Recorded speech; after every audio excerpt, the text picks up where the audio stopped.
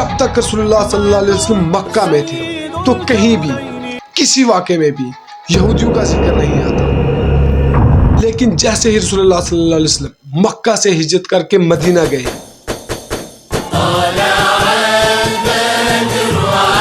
तो मदीना में पहले से ही बहुत सारे यहूदी आबाद थे। अब यहाँ पर क्वेश्चन ये बनता है कि मदीना में इतने सारे यहूदी आखिर आए कहाँ से? क्योंकि यहूदियों को 1500 साल पहले से ही पता था कि बहुत जल्दी मदीना में या मदीना के आसपास एक पैगंबर आने वाला है।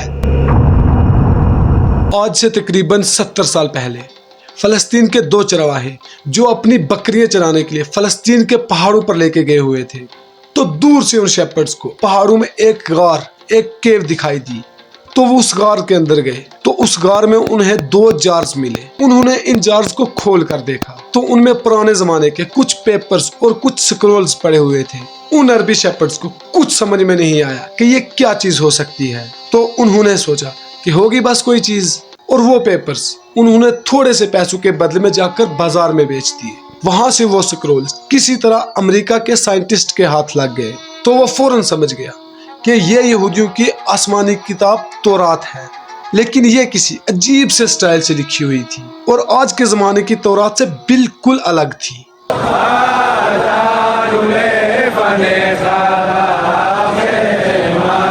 तो उस साइंटिस्ट जॉन सी ट्रेवर ने इन पेपर्स को उस जमाने के सबसे पुराने तौरात जो 2000 साल पुराना था उससे कंपेयर किया और इन दोनों तौरात का स्टाइल और अंदाज बिल्कुल सेम था। जिस कागज पर यह तौरात लिखी हुई थी उस साइंटिस्ट जॉन सी ट्रेवर ने इसकी कार्बन डेटिंग करवाई कि ज्यादा से ज्यादा ये कितने पुराने हो सकते हैं, तो पता चला कि एटलीस्ट 2200 साल पुराना कागज है जिस पर यह तौरात लिखी हुई थी।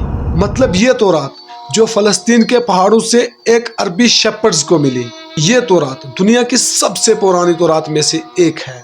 इवन हजरत ईसा अलैहिस्सलाम के आने से भी पुराना तौरात है। Copies of the Bible that are 1,000 years older than any previously known copy of the Bible. ये पूरी कंप्लीट तौरात तो नहीं, लेकिन इसमें तौरात के बहुत सारे पोर्शंस मौजूद थे। इन स्क्रोल्स में से एक पेपर पर यहूदियों के एक पैगंबर आइजिया का जिक्र है, जिनको क्रिश्चियंस और मुसलमान दोनों एक सच्चा पैगंबर मानते हैं। और इस पैगंबर आइजिया ने फ्यूचर की कुछ प्रोफेसीज लिखी हैं कि आने वाले वक्तों में दुनिया में क्या क्या होने वाला है।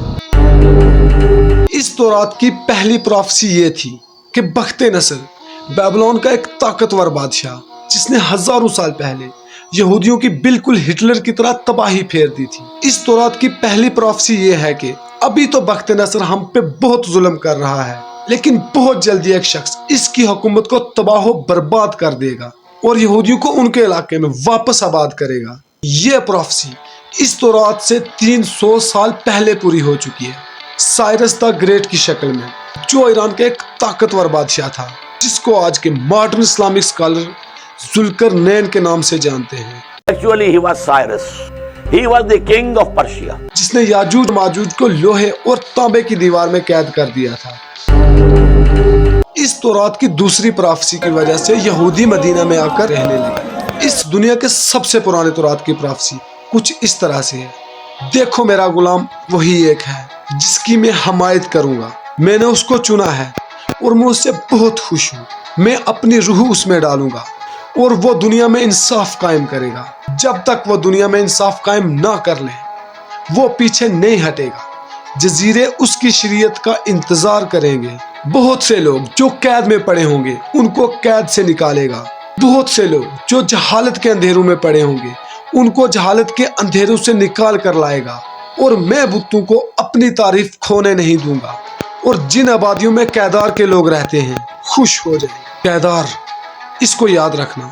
सेला के लोग पहाड़ पर चढ़कर चीख चीख कर खुशियों के नारे लगाएं। Let them give glory unto the Lord. इस तौरात के इस पोर्शन में कहा गया है कि कैदार के लोग खुशियां मनाएं। अब ये कैदार कौन है? कैदार हजरत इब्राहिम अलैहिस्सलाम के बेटे हजरत इस्माइल अलैहिस्सलाम के दूसरे बेटे का नाम है और मोहम्मद सल्लल्लाहु अलैहि वसल्लम भी इसी कैदार की नस्ल में से हैं। और इस कैदार के बच्चों ने अरब में एक बहुत बड़ी सल्तनत कायम की। दूसरा जिक्र है जहालत का उस जमाने में सबसे जाहिल लोग अरब में रहते थे। पढ़ना लिखना ना जानने वाली जहालत नहीं, जहालत का अंधेरा। मतलब उस जमाने में अरब में लोग छोटी छोटी बातों पर एक दूसरे का कत्ल कर देते थे, अपनी बच्चियों को जिंदा दफन कर देते थे।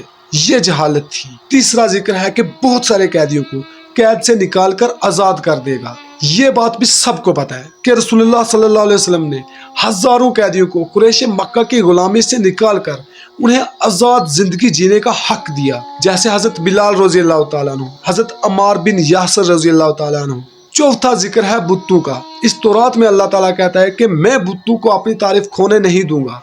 उस जमाने में सबसे ज्यादा बुत्तों की इबादत अरब में की जाती थी। इससे ये तो साफ साफ क्लियर हो गया कि पैगंबर अरब में ही आएगा। पांचवा जिक्र है सेला के लोग पहाड़ पर चढ़कर खुशियों के नारे लगाएं। ये लफ्ज SELA आज भी तौरात में बिल्कुल इसी तरह लिखा जाता है। आप मेरी बात ना माने, गूगल मैप तो सबके पास होता है, उस पर जाके सर्च करें सेला अरब, आप सीधा इस लोकेशन पर पहुंचेंगे। ये पहाड़ आज भी मदीना में मौजूद है। सिर्फ मदीना में नहीं बल्कि मस्जिद नबवी से सिर्फ 500 मीटर दूर, किलोमीटर नहीं 500 मीटर। तौरात में सेला के लोगों को कहा गया है कि पहाड़ पर चढ़कर जोर जोर से खुशी के नारे लगाएं, क्योंकि तुम्हारे पास एक ऐसा शख्स आने वाला है जो पूरी दुनिया में इंसाफ कायम करेगा।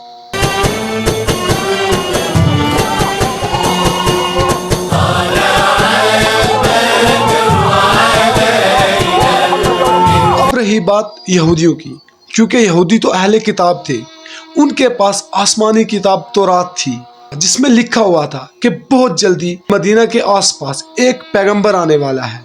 इसीलिए बहुत सारे यहूदी फलस्तीन से आकर मदीना में रहने लगे और मदीना के पास की एक सिटी खैबर को अपना हेडक्वार्टर बनाया और खैबर में अपना सारा बिजनेस करने लगे, जिससे अरबी लोग यहूदियों के बिजनेस से बहुत इम्प्रेस थे।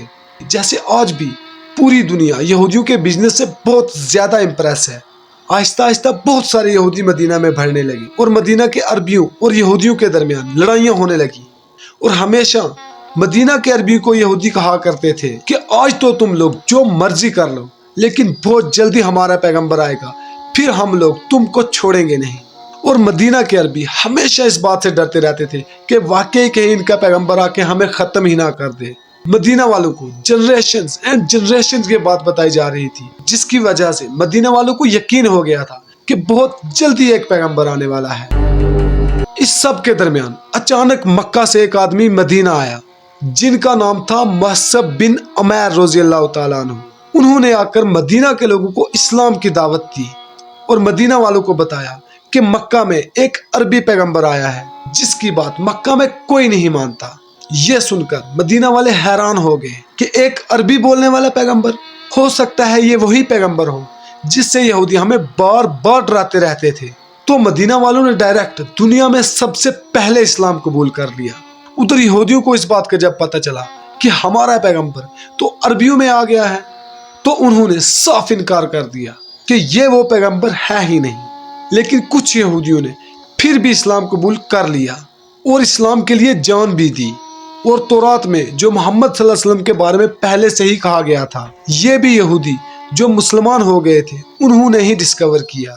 मदीना के यहूदियों ने सिर्फ मोहम्मद सल्लल्लाहु अलैहि वसल्लम को पैगंबर मानने से इनकार ही नहीं किया, बल्कि रसूलुल्लाह के खिलाफ हर तरह की साजिशें भी करने लगे।